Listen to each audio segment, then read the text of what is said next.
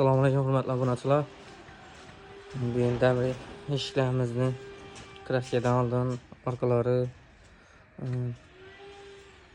kraskasiz holati, kraska tayyorlanadigan holati, ish jarayoni uchun ko'rsatib beramiz. Zanglarni e'tibor beramiz. Kraskadan burun bir qator tozalanib, yuvilib, keyin kraska sepiladi. Ko'rsatacak narsam shu izolyatsiya. Damir eshikning arkasındagi shu izolyatsiya. Arkasında hiç narsa yok mu? Ovozini eshitdingizlar. Endi buni ovozini eshitamiz.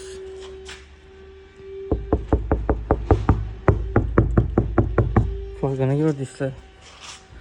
Ana bunun üstünden istiqlovata tashaladi. Arkasından ana alikabon bilan yopiladi. Yine shungan teylari hamma yeri kraskalangan. Umuman sari zang, demir görünmedi. Bu halası işlerimize garantiye. Kimlikletip joyga chiqarib beramiz. Kime shunday sifatli eshiklar kerak bo'lsa, murojaat etaverasizlar.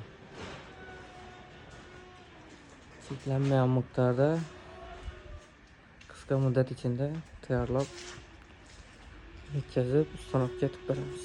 Hammaga rahmat.